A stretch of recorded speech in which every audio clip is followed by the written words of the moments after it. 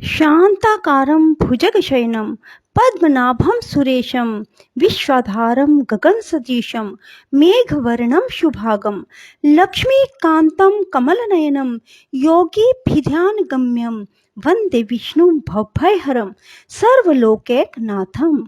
हरे कृष्णा, राधे राधे। कैसे हैं आप सब? आप सबका हमारे हिंदू धर्म चैनल में स्वागत है। बंधुओं, आज इंदिरा एकादशी के दिन मैं आपके लिए लाई हूँ इंदिरा एकादशी व्रत कथा। बंधुओं, जो मनुष्य एकादशी का व्रत नहीं करते और फिर भी एकादशी की कथा सुनते हैं तो उन्हें 1000 अश्वमेघ के यज्ञ के बराबर पुण्य की प्राप्ति होती है। बंधुओं, यदि आपने हमारे चैनल को सब्सक्राइब नहीं किया तो जरूर करें और बेल आइकन दबाना ना भूलें ताकि आपको हमारी आने वाली सभी वीडियोस की जानकारी सबसे पहले मिलती रहे। बंधुओं, अब मैं आपको सुनाने जा रही हूँ इंदिरा एकादशी की कथा, जो कि पितृपक्ष में आती है और इस एकादशी का महत्व बहुत ही अधिक है। यदि इस एकादशी की कथा सुनी जाए तो आपके पितरों का उद्धार होगा। पितृपक्ष अर्थात आश्विन के कृष्ण पक्ष की यह एकादशी इंदिरा एकादशी कहलाती है। अन्य एकादशियों के व्रत के पुण्य से तो व्रत करने वाले को सभी सुखों की प्राप्ति होती ही है, परंतु इस एकादशी का व्रत करने वाले को तो 7 पीढ़ियों तक के पितृ भी तर जाते हैं। इंदिरा एकादशी का व्रत करने वाला स्वयं तो मोक्ष को प्राप्त करता ही है, वह अपने सभी पितरों का उद्धार करके उन्हें भी दिव्य लोकों में प्रवेश का अधिकारी बना देता है। इंदिरा एकादशी को भगवान शालिग्राम की पूजा की जाती है और पूजा तथा प्रसाद में तुलसी दलों का प्रयोग किया जाता है। धर्मराज युधिष्ठिर ने पूछा, हे जनार्दन, आश्विन मास के कृष्ण पक्ष की एकादशी का क्या नाम है? इसके व्रत की विधि और फल क्या है? सो आप कृपा करके मुझे बताइए। श्री कृष्ण ने कहा, हे राजन, इस एकादशी का नाम इंदिरा एकादशी है। यह एकादशी पापों को नष्ट करने वाली और पितरों को अधोगति से मुक्ति दिलाने वाली है। आप ध्यान पूर्वक इसकी कथा सुने। इसके सुनने मात्र से वाजपेयी यज्ञ के पुण्य फल की प्राप्ति होती है। सतयुग में महिष्मती नाम की नगरी में इंद्रसेन नाम का एक प्रतापी राजा धर्म पूर्वक अपनी प्रजा का पालन करते हुए शासन करता था। वह राजा पुत्रों, पौत्रों और धन धान्य से संपन्न विष्णु जी का परम भगत था। एक दिन जब राजा अपनी सभा में बैठा था तो आकाश मार्ग से महर्षि नारद उसकी सभा में आए। राजा उनको देखते ही हाथ जोड़कर खड़ा हो गया और विधि पूर्वक आसन व अर्घ दिया। सुख से बैठकर नारद मुनि ने राजा से पूछा, हे राजन, आपके सातों अंग कुशल पूर्वक तो हैं? आपकी बुद्धि धर्म में और आपका मन विष्णु भक्ति में तो रहता है? देव ऋषि नारद की बातें सुनकर राजा ने कहा, हे देव ऋषि, आपकी कृपा से मेरे राज्य में सब कुशल मंगल है। मेरे यहाँ यज्ञ कर्म आदि नित्य होते रहते हैं। आप कृपा करके अपने आगमन का कारण बताएं।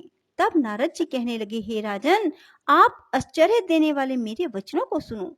मैं एक समय ब्रह्मलोक से यमलोक को गया। वहां श्रद्धा पूर्वक यमराज से पूजित होकर मैंने धर्मशील और सत्यवान धर्मराज की प्रशंसा की। उसी यमराज की सभा में महान ज्ञानी और धर्मात्मा तुम्हारे पिता को एकादशी का व्रत भंग होने के कारण देखा। उन्होंने जो संदेश दिया है वह मैं तुमसे कहता हूँ। तुम्हारे पिता ने कहलवाया है कि पूर्व जन्म में कोई विघ्न हो जाने के कारण मैं यमलोक में रह रहा हूँ। हे पुत्र, यदि तुम इंदिरा एकादशी का व्रत मेरे निमित्त करो तो मुझको स्वर्ग की प्राप्ति हो सकती है। तब राजा कहने लगे, हे देव ऋषि, आप इस व्रत की विधि मुझसे कहिए। नारद जी बोले, हे राजन, आश्विन मास के कृष्ण पक्ष की दशमी के दिन प्रातः काल श्रद्धा सहित स्नान करना चाहिए। इसके बाद दोपहर को भी स्नान करना चाहिए। उस समय जल से निकलकर श्रद्धा पूर्वक पितरों का श्राद्ध करें। एक समय भोजन करें। रात्रि को पृथ्वी पर शयन करें। दूसरे दिन अर्थात एकादशी के दिन प्रातः काल दातुन करें और स्नान करें। इसके बाद भक्ति पूर्वक व्रत का संकल्प करें। संकल्प करते समय भगवान से श्रद्धा पूर्वक कहें, हे भगवान, आज मैं निराहार रहूंगा या रहूंगी और समस्त भोगों का त्याग कर कल भोजन करूंगा या करूंगी। हे भगवान, आप मेरी रक्षा करने वाले हैं, आप मेरे व्रत को पूर्ण करें। इस प्रकार आचरण करके दोपहर को शालिग्राम की मूर्ति के आगे फल फूल रखकर उनकी पूजा करें। शाम को भगवान विष्णु की धूप दीप नैवेद्य आदि से पूजा करें और रात्रि जागरण करें। इसके बाद द्वादशी के दिन मौन होकर बंधु बांधवों सहित भोजन करें। बस यही इंदिरा एकादशी के व्रत की विधि है।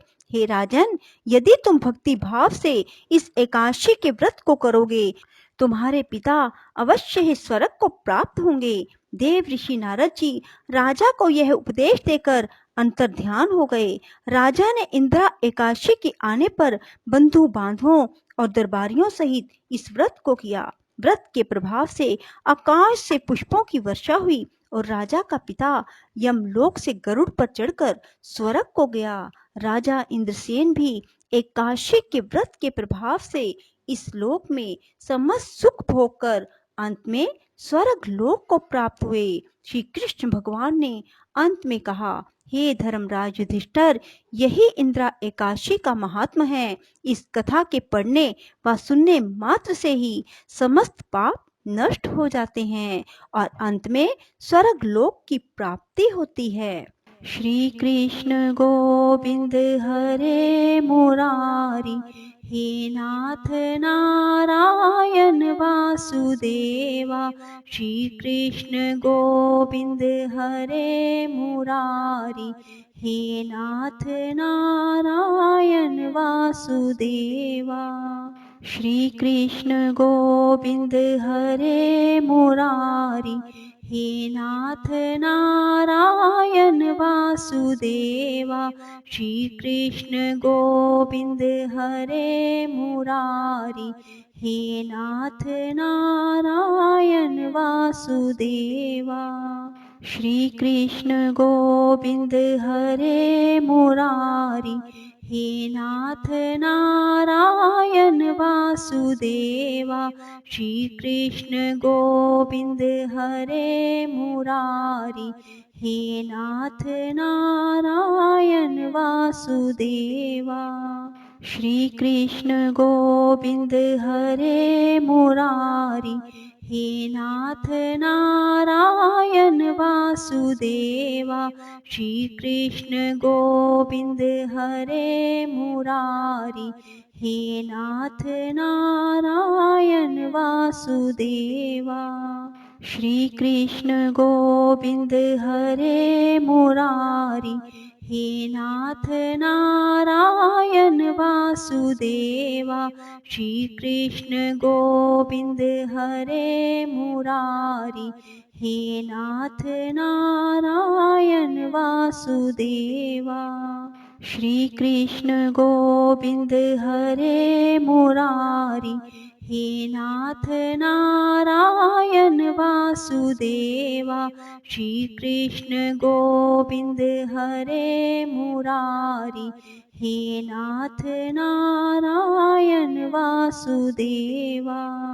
श्री कृष्ण गोविंद हरे मुरारी, हे नाथ नारायण वासुदेवा। श्री कृष्ण गोविंद हरे मुरारी, हे नाथ नारायण वासुदेवा। श्री कृष्ण गोविंद हरे मुरारी, हे नाथ नारायण वासुदेवा।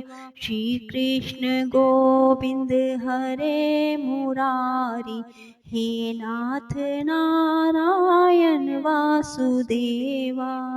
राधे राधे बंधुओं, यदि आपको हमारी वीडियो पसंद आए तो इसे लाइक करें और शेयर भी जरूर करें। धन्यवाद।